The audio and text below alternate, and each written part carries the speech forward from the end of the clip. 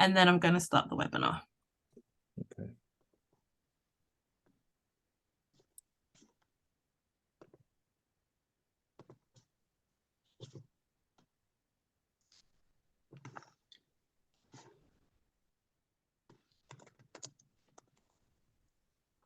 Morning, everybody. I can see participants are joining, so I will just give it another minute and then we'll get started.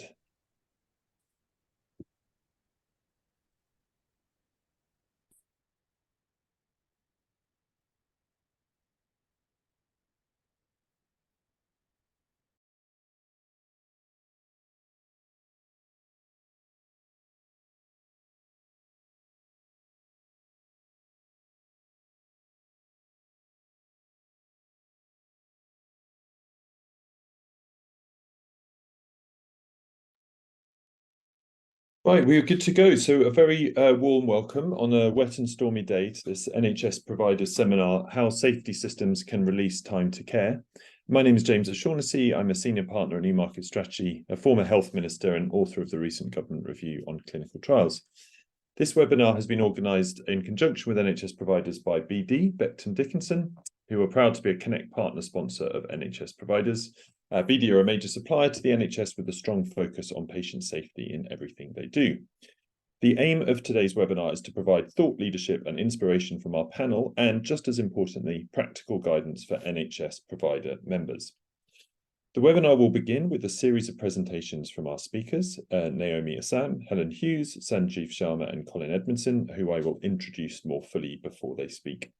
And then there will be an opportunity for a short Q&A at the end. The chat function will be going throughout, so please use that to post comments and questions, which we will refer to at the end. Finally, the webinar is being recorded and will be made available on the NHS providers website. Now, about the topic itself, patient safety. In healthcare, we know there is no more important issue, and yet despite many initiatives and improvements, we also know that thousands of patients a year are harmed in hospitals and elsewhere in the NHS, and it's estimated that there are around 150 preventable deaths in the NHS each week. We are all sadly familiar with some of the recent headlines that have highlighted patient safety failures within the NHS, and which call for us to focus on the issue with renewed attention. Whether it's the horrendous actions of Lucy Letby, the concerns about maternity care in Kent and Nottingham, or questions about the deaths of people accessing mental health services in Essex, there are several ongoing inquiries and police investigations that will help us learn lessons from major failings in the system, processes and cultures that led to patients being harmed. I know from my own time as a minister that these reviews and inquiries can significantly add to our collective understanding of why things go wrong and what we need to do differently in the future. It was my experience of patients negatively affected by surgical use of vaginal mesh, the use of sodium valproate for women with epilepsy, and Primodos historically that led to the creation of the Cumberledge Review, the Independent Medicine and Medical Device Safety Review, as a result of which Dr. Henrietta Hughes was appointed as the first ever Patient Safety Commissioner last year. That was a major step forward in demonstrating the importance of patient safety at a national level. And of course, there's lots of other good work going on elsewhere, not least the Health Services Safety Investigation Board, HSIB, and the introduction of the Learning from Patient Safety Event Service. But sadly, many of these interventions are backward-looking. They respond after an event has occurred to learn lessons for next time. While this is vital, essential, of course, we also need to be forward-looking to make sure we put processes in place to prevent patient safety incidents in the first place. The maxim, first do no harm, requires a proactive approach to patient safety, not just a reactive one. No trust or hospital, or indeed NHS worker, wants to be on the front pages after major safety failures. But we know that other pressures within the NHS can seem to undermine a focus on patient safety. So as we head into the winter with all the usual pressures that brings, alongside the concerns of the impact of industrial action and a new wave of COVID-19, we need to get smart about patient safety. It cannot simply be an add-on or a nice to have. Improving patient safety and preventing incidents must be integral to delivering high quality and efficient care. Preventing infections, reducing medication errors, and avoiding never events are, of course, good in themselves, but they also reduce how long patients stay in hospital and avoid the costs of additional interventions or litigations. So, creating a sustainable NHS demands a preventative approach to patient safety. which is why I'm delighted that today's speakers will be providing some practical examples of how to embed patient safety in a way that supports the delivery of high quality care. So we are first going to hear from Naomi Assame, who is the Head of Safety and Learning at NHS Resolution.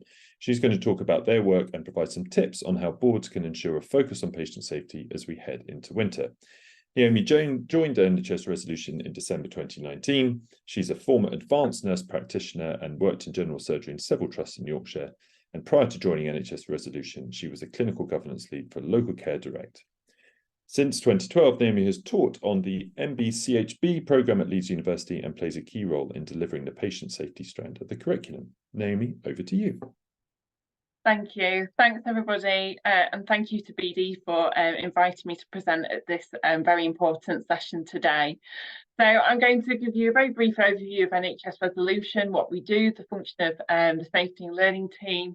But in particular, I want to talk about our Being Fair work, because I think that's particularly pertinent to the focus of today's session.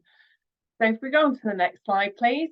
NHS Resolution is an arm's length body of the Department of Health and Social Care. Our purpose is to resolve concerns and disputes fairly, share learning for improvement and preserve resources for patient care. Now, many of you might know of us by our former name, which is the NHS Litigation Authority, and some people consider us to be the NHS's indemnifiers. I've just popped on this slide here a very quick overview of what our priorities are to 2025. They're not in any specific order, but as you would imagine, delivering fair resolution, sharing insights and catalysts as catalysts for improvement, collaborating to improve maternity outcomes, and also investing in our people, systems and our business. So if we go on to the next slide now, just a quick overview of the functions of NHS Resolution. So being the NHS's indemnifiers, as you would expect, our claims management function is by far our biggest function.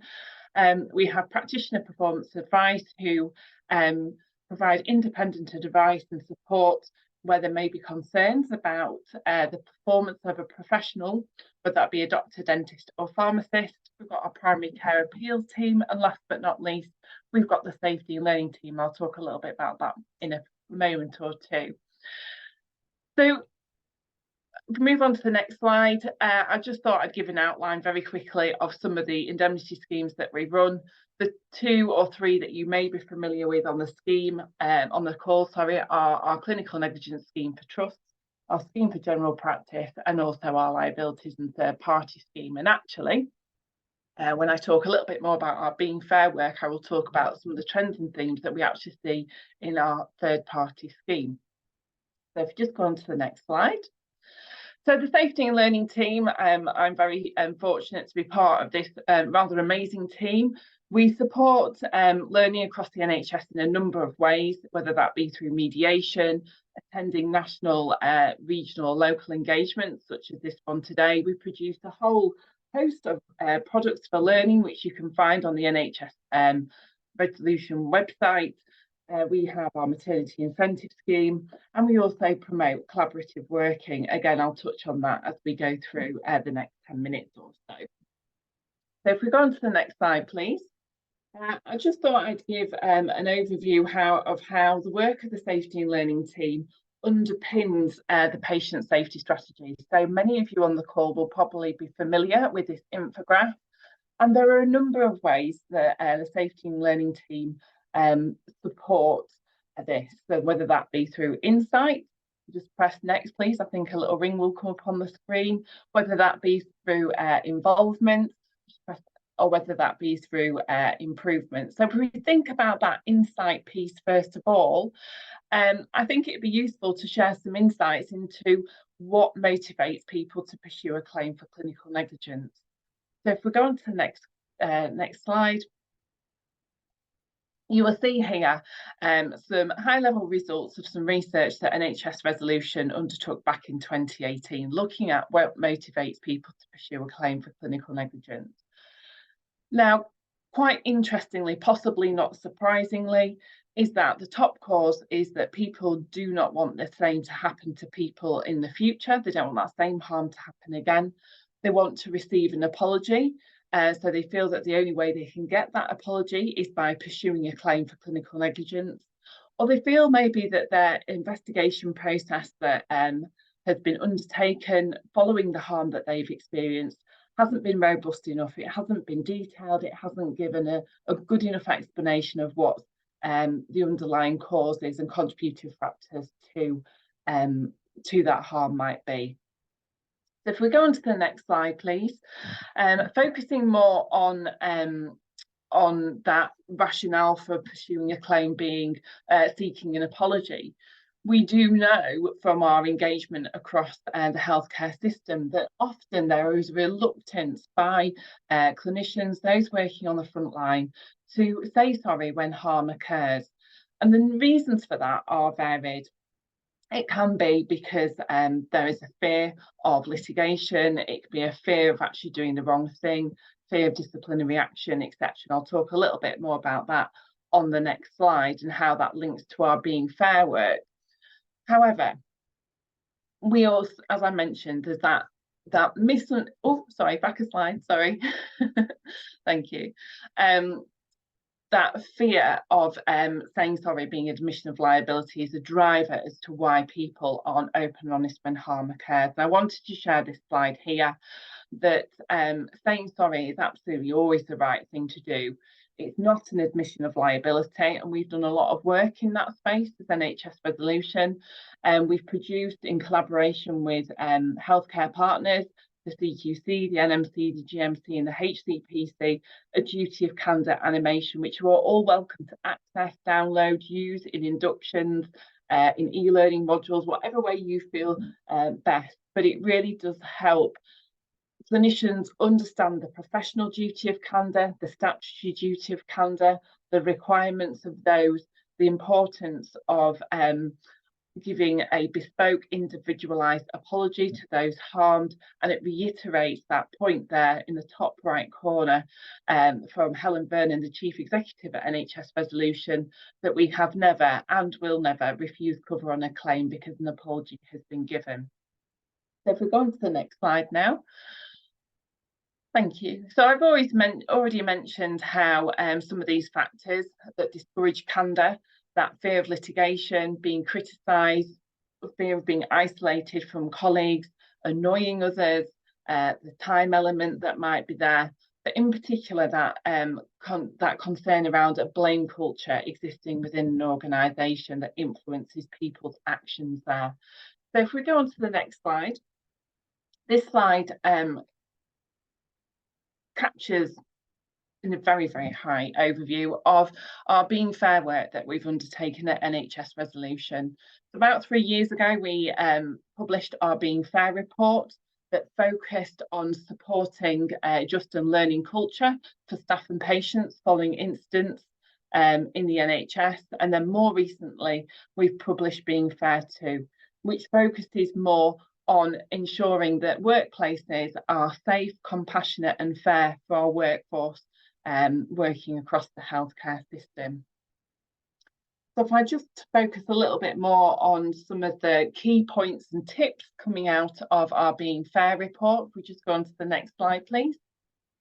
In our Being Fair report, we provide some signposts to some useful tools and frameworks that are available to providers of healthcare to use if there are concerns raised about the individual practice or the group practice of individuals. And the one that's particularly of use that we hear a lot of good feedback about is the Just Culture Guide produced by NHS England. Their NHS Improvement Guide is a really useful tool that we encourage people to use and adopt when considering what action to take when patient harm has occurred. If we just move on to the next slide, please. I just wanted to talk a little bit more detail about our Being Fair 2 report. So I mentioned at the beginning of my talk that we have one of our schemes, the liabilities and third party scheme. In that scheme, we have identified that there is a proportion of claims that are stress-related claims. So between 2010 and 2020, there were 135 claims brought concerning stress by our workforce, and the cost of these is £14.2 million, so quite a staggering amount of money. And when we look in those claims in more detail, we can see that actually 71 of those concern bullying and harassment, and they equate to £6.3 million. So huge amounts of money, but significantly, that bullying and harassment behaviour that we know from reports such as Messenger, Ockenden, East Kent are still pervasive across the NHS. And this is our Being Fair 2 is a call to action to do more about addressing those issues. And I think given the incredible pressure that the NHS is under at the moment, I think one of the key things that we can prioritise is being kind and compassionate to our colleagues. As we know, if we look at the Civility Saves Lives work, that experiencing or witnessing bullying or harassment significantly impacts negatively on the quality of patient care that's then delivered throughout the remainder of that day. So Being Fair 2 encourages organisations to take a proactive approach to fostering a culture of speaking up. It talks a lot about the different metrics that boards should be considering to determine what their cultures are currently like, what that culture barometer is.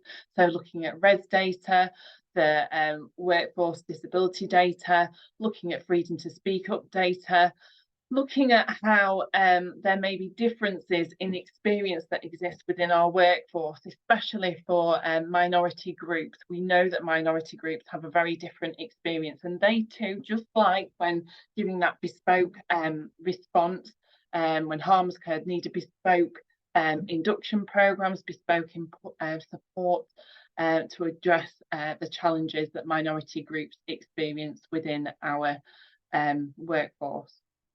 It's really critical that senior leaders access this data on a regular basis, scrutinise it and draw up action plans to address the issues that they see within their organisations.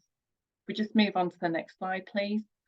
In our Being Fair 2 report, we talk about what success will look like, what we feel we will start to see coming through when the culture within organisations and with healthcare is truly becoming that just and learning culture that we also desire for. So we will see an improvement in CQC assessments, particularly around safety cultures, retention across the workforce improving, improvement in RES data, and seeing that performance concerns where they exist are managed locally and robustly, rather than being defaultly referred up to professional regulators. So just go on to the next slide, please. That is a very, very quick canter through some of the work of NHS Resolution, in particularly our Being Fair work and how that is pertinent to today's session. I've just popped this slide in here. If you're not familiar with the NHS Resolution resources that we produce, please do go and have a look at our website. So I'll hand back over to James. Great, thank you, Naomi. That was incredibly interesting, and lots for us all to reflect on there. But I think one of the things I find very encouraging is this almost very human point about the importance of apologies and candour, and how that won't be held against, as it were, a trust or an individual who's taken part, which is so important for actually enabling a more human response when things go wrong. So thank you for that. I'm delighted to now welcome Helen Hughes, who's the CEO of Patient Safety Learning. Helen's commitment to enhancing patient safety is deeply rooted in her own personal experiences, which revealed some of the detrimental effects of inadequate care and the shortcomings in organisational responses to errors. She's held several leadership positions in various relevant healthcare institutions, such as the UK's National Patient Safety Agency, the WHO, the Equality and Human Rights Commission, Parliamentary Health Services Ombudsman, and the Charity Commission. So I'm absolutely delighted to welcome Helen to talk about her experiences and the work that she's doing. Helen, over to you.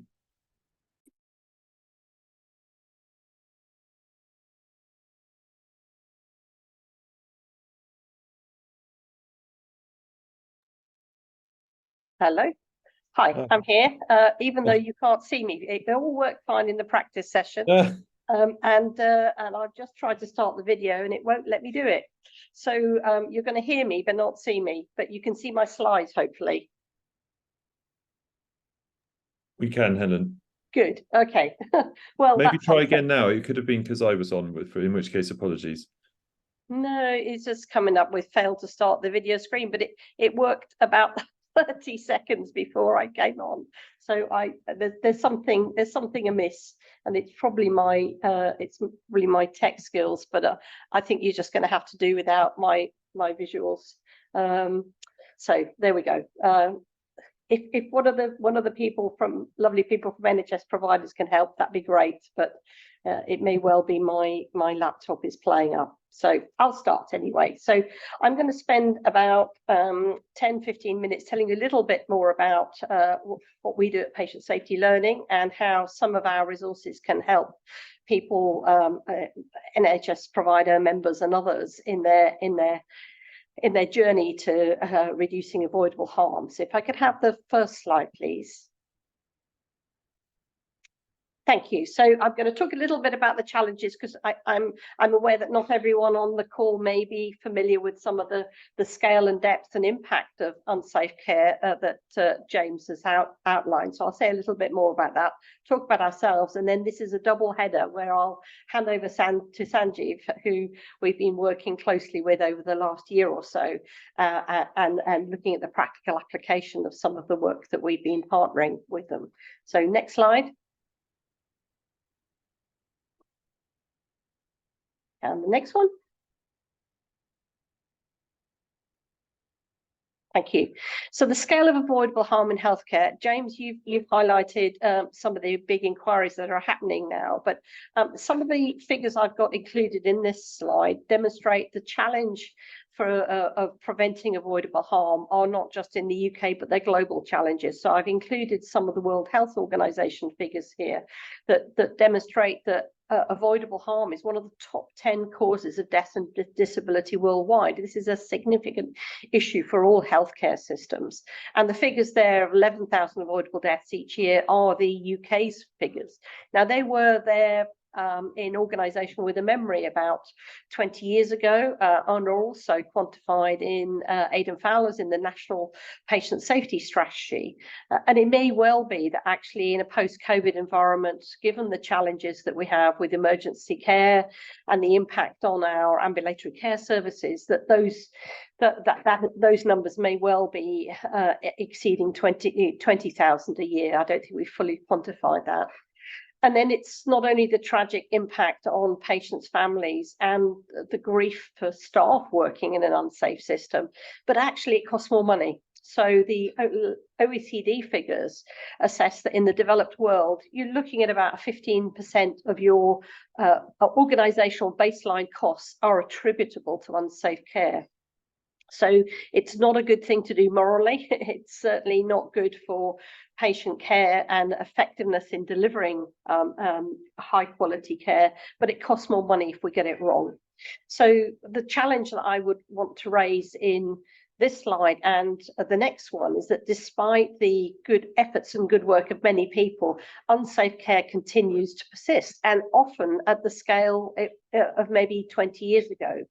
So have we unintentionally normalized an unsafe system? And if you can go to the next slide, please, I'll reflect on, yes, thank you. When we set ourselves up as a charity 5 years ago, we brought together research, evidence from inquiries, investigations in the UK, globally, and tried to answer this question, well, why does avoidable harm persist? If we know so much more than we did 15 to 20 years ago, what is it that we're not doing that will enable us to make significant improvements into reducing the scale of avoidable harm? And here are some of our reflections, that I think the core one is that patient safety is not often considered to be the core purpose of healthcare, that we use it as one of those kind of, we juggle priorities, including volume priorities, access priorities, kind of financial targets, but patient safety and quality often tend to be a kind of the give in the system, so that we try and maintain other aspects of what's important to us, and safety and quality are often not very easily quantifiable and are compromised. So we've reflected that the unsafe care is an indicator of an inefficient and an ineffective healthcare system, where we're not designing for safety and care, and as Naomi has very compellingly argued in her presentation, the blame culture and fear that is potentially, endemic within healthcare prevents us from learning and applying that learning for improvement. So we've got a number of features in our policy documentation there that evidence why avoidable harm persists at the scale that it does. And if you look on the next slide, our reflections as a charity, as a kind of researcher, a policy leader, is that patient safety must become a core purpose throughout the health and social care system. And it's not just an issue for providers, but it's in commissioning and in planning, it's in policy, it's in regulation, it's in patient and family engagement. And this is a key theme that came at HCIB's launch yesterday. They launched with a report on safety management systems and emphasised the importance of safety as a core purpose throughout the whole of the healthcare system. Next slide, please. And the next one. So what do we do as patient safety learning that might be of value to NHS provider members? Well, we talk about listening, learning from and promoting the voice of the patient safety front line. There's often a discussion in safety about work as imagined, work as prescribed, and work is actually done. And we engage directly with people in the front line, whether that's clinicians, patient safety experts, patient safety partners, and others, to kind of understand the operational reality and what do we need to do. And we do that in two ways, as by that Venn diagram, classic charity stuff around policy influencing and campaigning. And I'll give you some examples of some work that we've done. And then it really importantly and increasingly our focus on providing how-to resources, products and services that can help NHS independent healthcare providers and social care providers make the change, drive the improvement journey that they're all committed to. Next slide, please. So that describes some of the work we've been doing since the beginning in terms of policy influencing and some of the initiatives, including our learning platform, the Hub, which we kicked off in 2019, which is now the world's biggest knowledge repository for patient safety. Over 10,000 resources on there, freely available for anyone, whether you're a patient, whether you're a campaigner, whether you're a safety lead, whether you're a policy lead, an organisation lead, medical director, anyone and everyone. And then I'm going to talk a little bit more about our work on safety standards, and that will lead into the discussion about the collaboration with Great Ormond Street and other colleagues on implementing a sort of safety management system approach in their organisations. Next slide, please. So some of the policy influencing and campaigning that we've been doing highlights what you can see that on our website, our various blogs that we most recently been doing a huge amount of activity to support World Patient Safety Day, which this year was on engaging patients. So there's a ton of resources about models of good practice and from within the UK and globally, and particularly the kind of the patient voice, the family voice, and their experience in not only in their shared decision making for safety. But if things go wrong, their role in being the duty of candour that Naomi talked about, but also getting patients and families insight into what went wrong. Often they see things that the healthcare system formally doesn't see or doesn't easily record. And then how patients and families can be engaged in improvement activities, and indeed around some of the holding to account, the accountability frameworks that we all need to help move this agenda forward. So on my next slide, I will highlight 3 of our more recent reports and guidance. We'll put links in the chat afterwards where you can find these. But Mind the Implementation Gap is really an analysis that has been used quite widely in reflecting why is it that the learning from the inquiries right the way from Bristol Heart to mid-staffs to even First Do No Harm that James commissioned, and coroners preventing future deaths, learning from deaths to inquiries, individual incident investigation. Why aren't we translating the knowledge that comes from those resources, those insights? What are we doing? What aren't we doing to implement those and making a difference? Because we're as a healthcare system more capable of initiating investigation and review than we are about implementing it. And it was a big theme that came out of the HSIB report on safety management systems that was launched yesterday. And then the elephant in the room, again referred to in HSIB, about the fragmented nature of safety responsibility in healthcare, and the role of ICSs, which is not particularly clear in terms of its prior ICSs responsibilities for safety, and some very detailed staff support guides for what happens if there's unsafe care. So next slide. I will go through the next 2 pretty quickly, which are about this learning platform that I mentioned before, huge resources that are available for anyone to use. And the next slide, for those of you that actually work in patient safety or are interested in patient safety, you may be interested in some of these networks that are freely available for people to join. We have over 5,000 members of the hub and over 2,000 members of some of these networks with free drop-in sessions for sharing information and discussion. Next slide.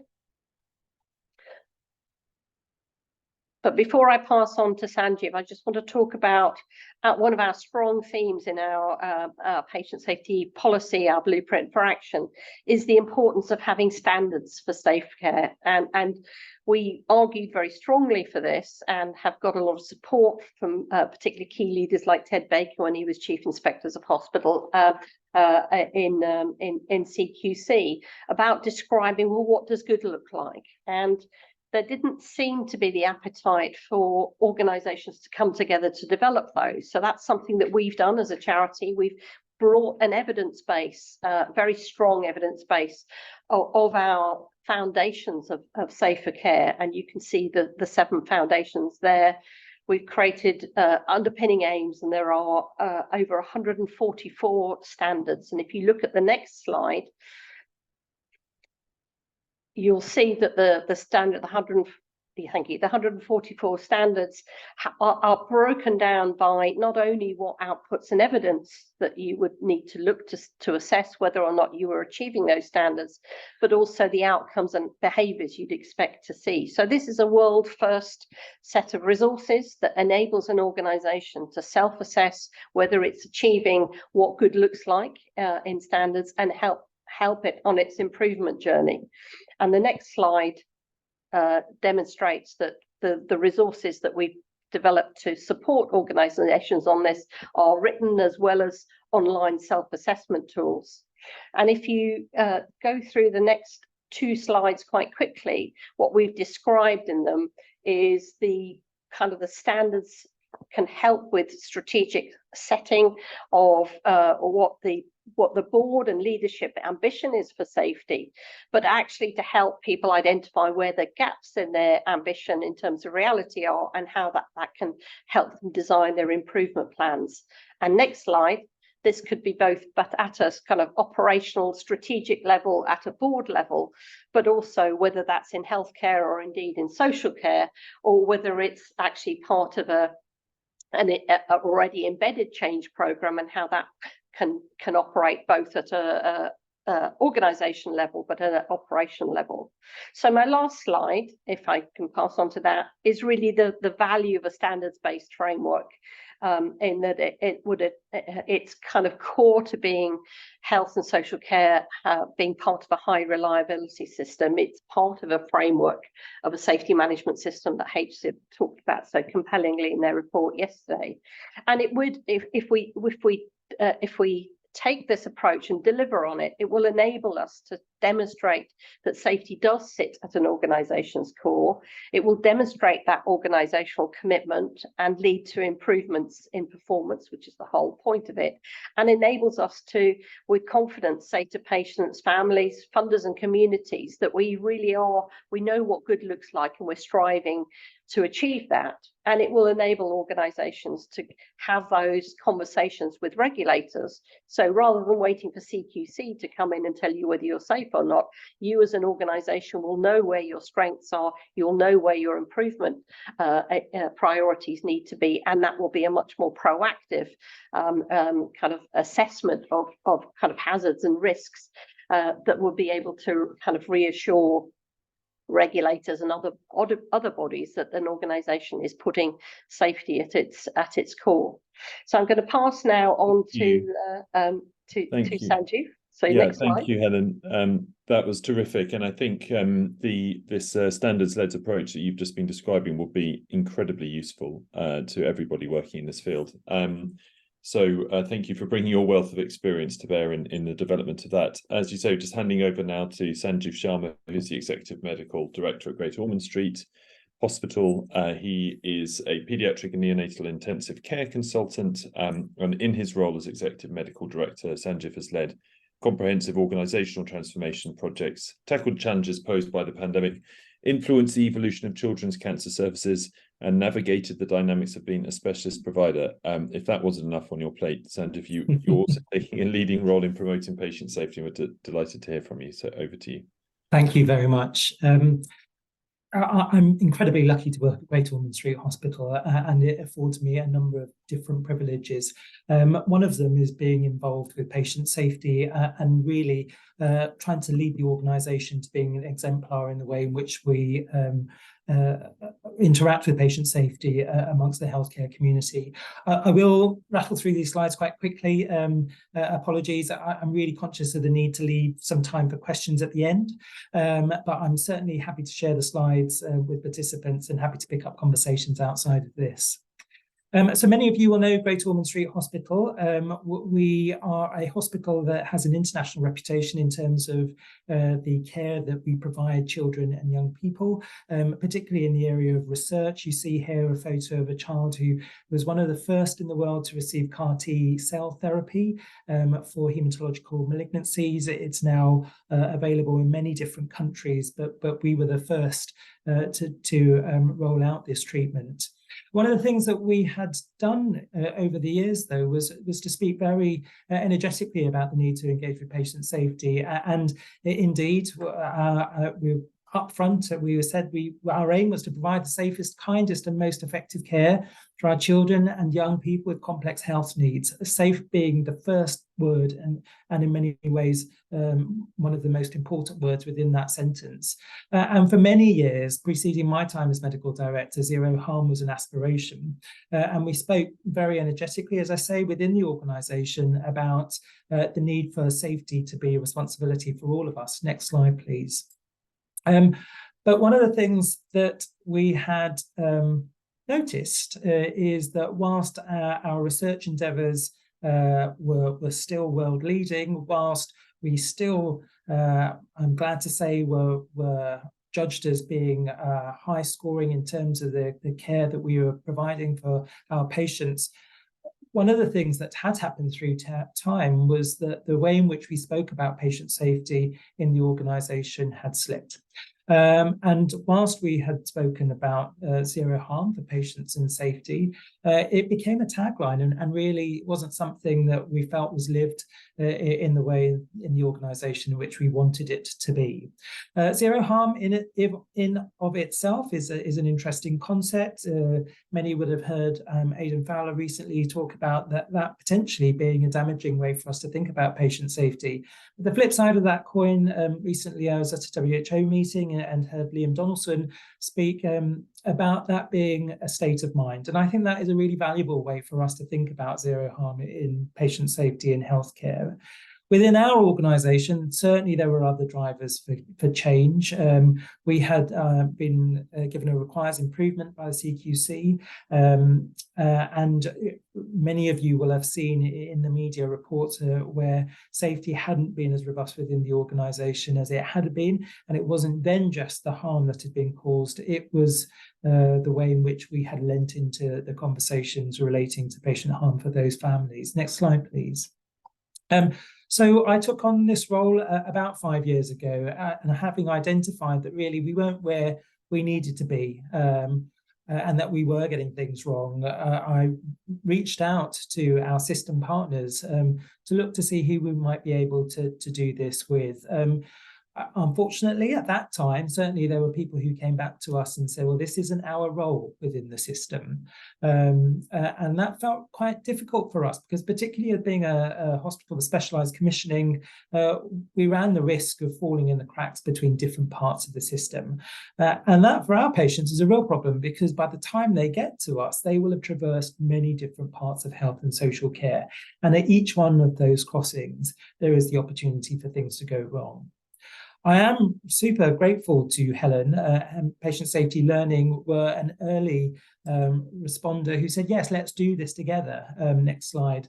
And they have been partners in this journey with us. Helen's spoken about the blueprint for action. This was really helpful for us because it outlined where we could be focusing to help improve our safety within the organisation, within the domains that are described within that document.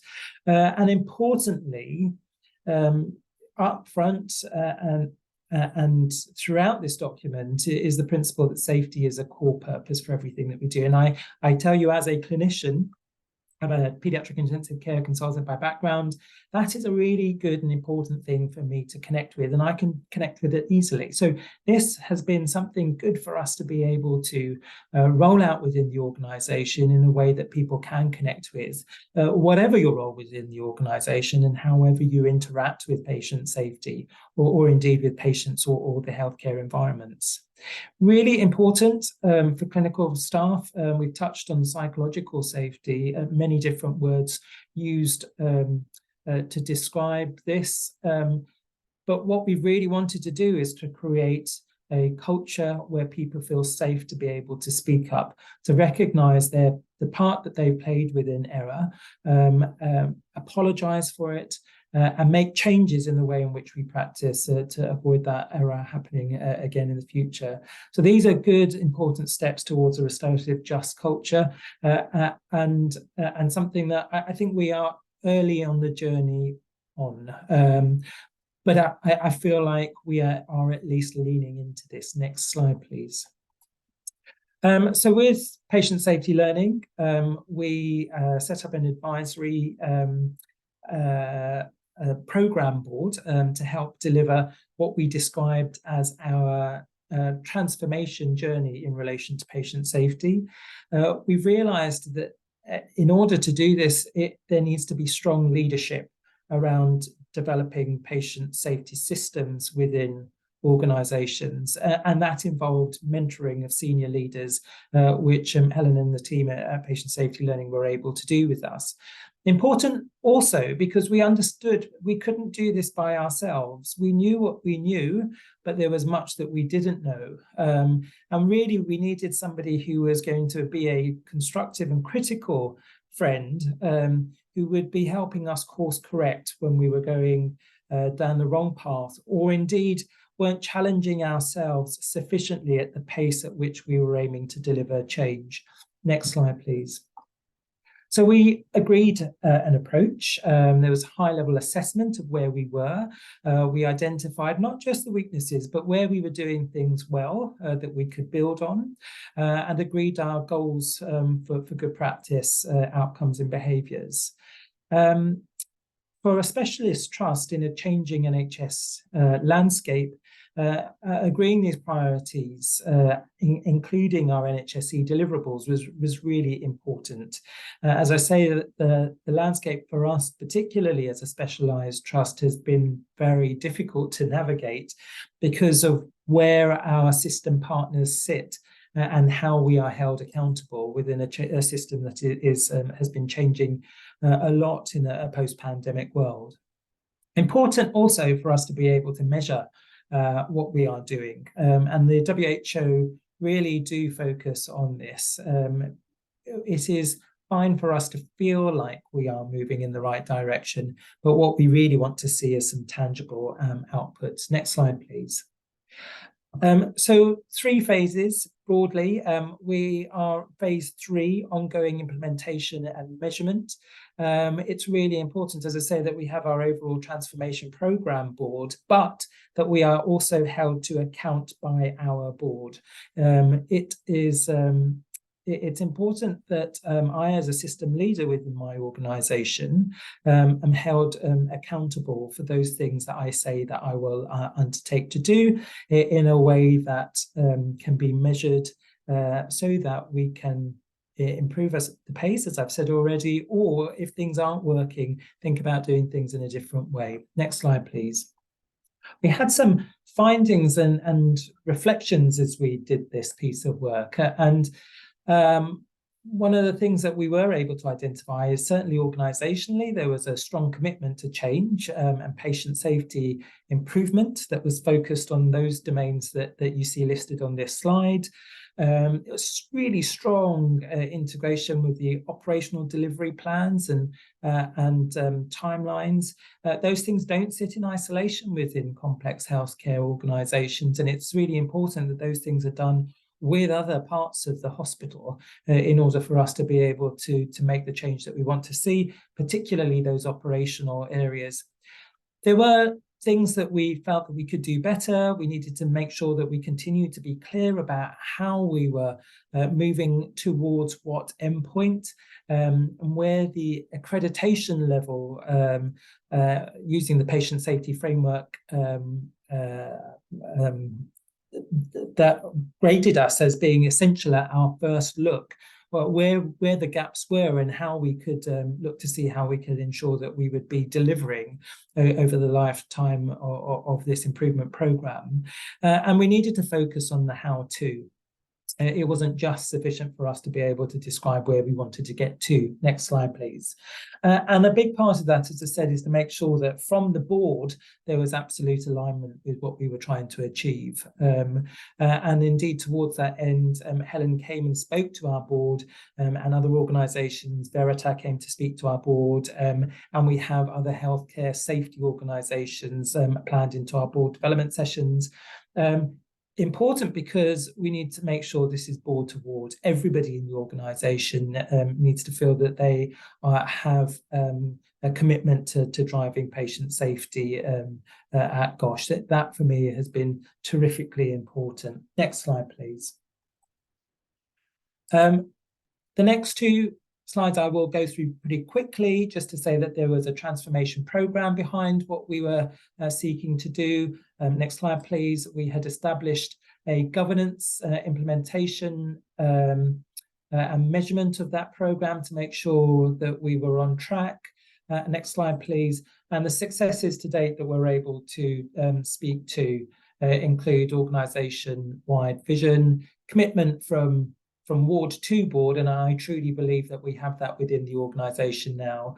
There is strong programme management, which is really important in these complex pieces of work. Put that in context, we have 140 work streams that we're trying to complete over this multi-year programme towards improving patient safety. I can't manage that by myself. Programme management has been really critical in the background.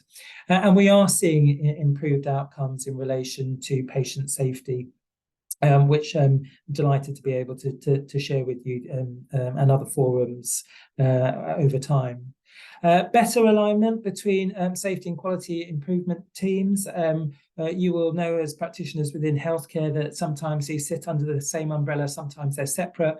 We at GOSH felt that each of them deserved their own space, and that a quality management programme under the auspices of the QI team, looking to see how we could better move towards safety too, and learning from others, so that we don't just focus on the mistakes that we have made as an organisation in order to support safe environments at GOSH. And my last slide, please, next slide, please. There is further work required. I don't want to leave you with the impression that we have cracked this. It has taken many hours over several years to get to this point, and I'm fully cognizant of the fact that we still have much that we need to achieve. Along that journey, I am certain that we won't always get it right, but the importance of having critical friends such as patient safety learning, and hopefully making sure that we have the wisdom to listen to them, will keep us on track towards getting to where we want to be as an organisation. Many thanks. Sanjiv, thank you so much for that presentation. I think we're all impressed by the work you've done and the application of the work from that Helen was talking about in a real life setting, and we don't underestimate the complexity of what you're doing either. So thank you so much for that. I'm just going to very quickly hand over to Colin Edmondson, who's the Director of Commercial Excellence Strategy at BD, who wanted to say a few words. Thank you, Colin, and for making today possible. Colin, over to you. Thank you, James, and thank you, Naomi, Helen and Sanjiv, for your excellent contributions and insights. I hope it's been stimulating for everybody on the call today. And BD are an incredibly proud partner of NHS providers, and thank the team as well for their support with today's webinar. If you don't know who BD are, we are one of the largest global manufacturers of medical technology, and we also look to advance the world of health by improving medical discovery, diagnostics, and the delivery of care. We focus on developing innovative technologies, services, and solutions that help advance both clinical therapy for patients and clinical processes for healthcare providers. One of the things I would like to sort of touch upon is the BD strategy. And it's three pillars, really. Firstly, patient safety. Secondly, the healthcare worker. And thirdly, system efficiency. And in patient safety, we aim to reduce preventable harm, which we focused on today. And we work with policy leads, clinical leads, providers, patient groups, charities, and other organisations to do so. Our products and solutions are underpinned by our consultative and clinical services that help support customers enhance their outcomes, lower their costs, increase their efficiencies, vitally improve patient safety, whilst expanding access to healthcare.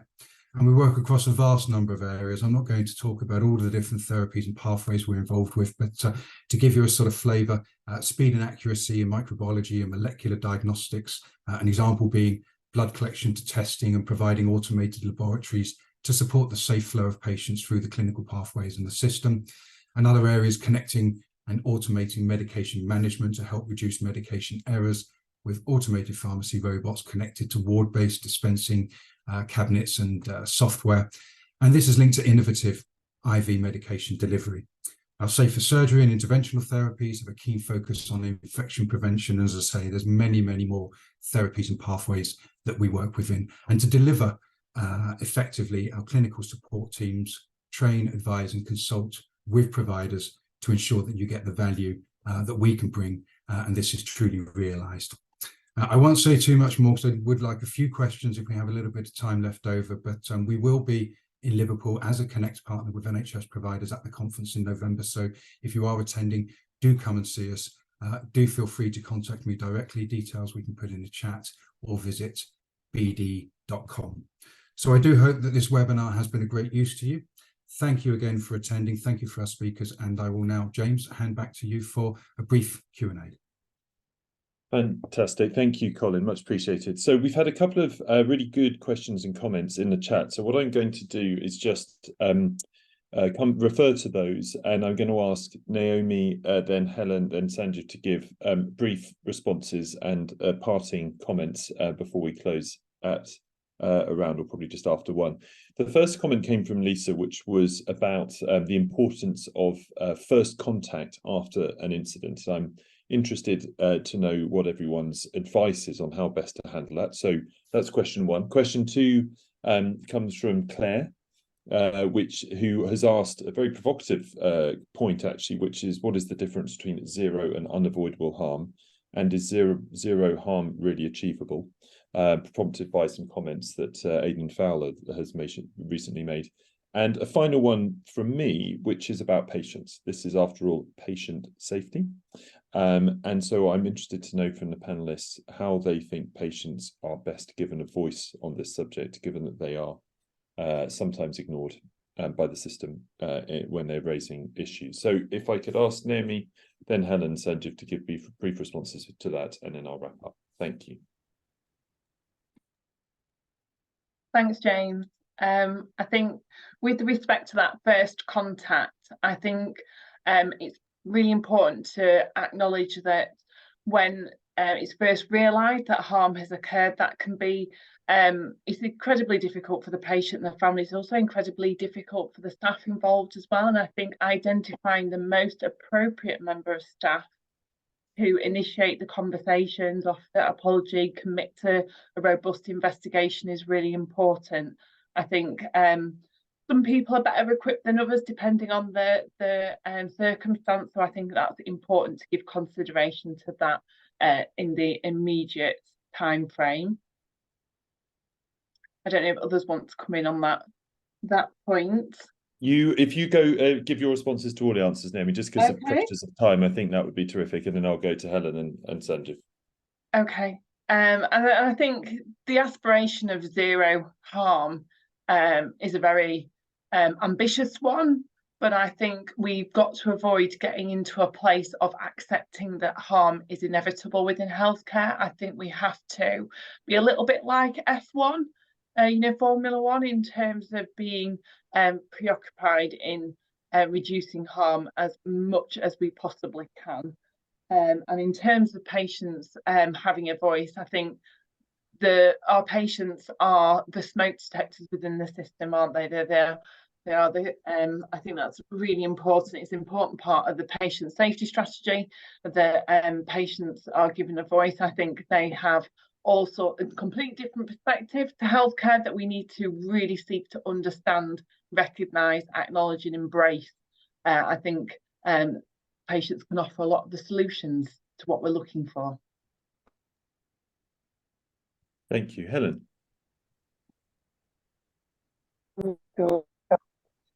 Oh, hello.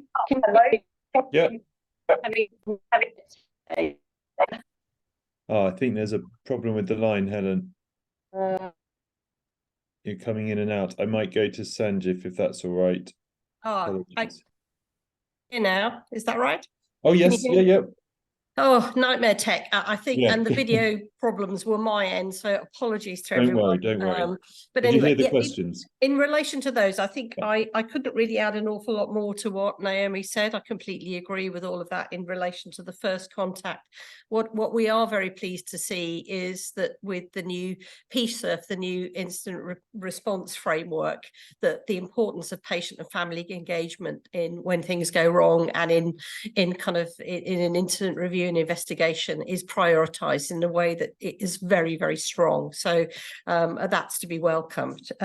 In terms of the zero harm, I think you might have mentioned it, James, about it being a sort of state of mind and an aspiration. I think there's a better understanding now than when I first worked in patient safety 20 years ago about the complexity of healthcare. And there was a sort of naive assumption that if you looked at what other industries did, you could translate them that learning into healthcare, and that would all be fine. I think the human factors and safety experts from other industries now are beginning to learn from healthcare the other way around and recognizing how complex healthcare is, and that the reality is we're probably never going to achieve zero harm, but it doesn't mean that we shouldn't aspire to get there. So I think it's driving out that complacency that I use that challenging language of, have we normalized unsafe care? Is it the cost of doing business, the scale of avoidable harm? So we need to do everything we can. Whether we will ever get there, but it's something we need to aim to achieve. And I think in terms of the patient voice, I was on the Cumberland Review, the IMSDU, the patient reference group, James. So Yes. very strongly that I think there's 4 levels of patient engagement that are absolutely critical at the point of decision making of care, if things go wrong, in making improvement, and in holding the system to account for improved safety. So I think the most transformational change we could make would be to actually challenge those power and influence barriers that currently exist. And if we can embrace patient engagement, there is strong evidence base that's probably one of the most fundamental ways we could improve our safety of our systems. So it's the most important of them all, I think. Thank you, Sanjiv. Thanks, James. So just in the interest of time, very quickly to the first question, I think that's absolutely spot on.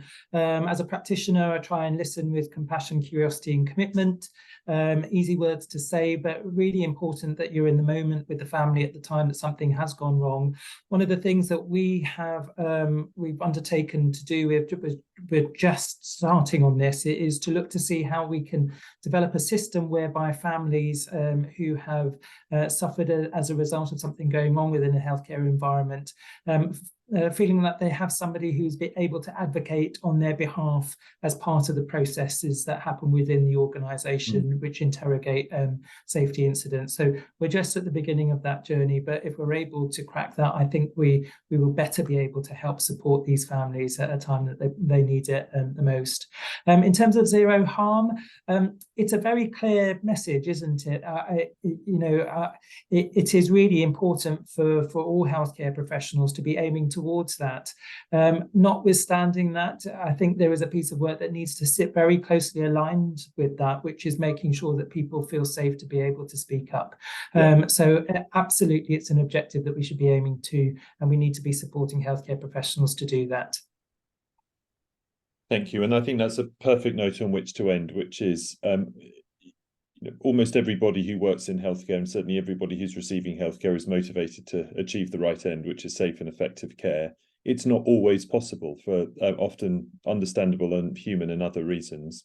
The most important thing is to learn from mistakes, for everybody to feel that they can speak up, as you said, Sanjiv, about problems when they occur, and that they feel that there's a supportive system which will apologise, try to make amends where necessary, but actually learn from it and improve. And I know that from all of our experiences, that is ultimately what patients want and want to see. And it's, of course, an environment in which staff want to work.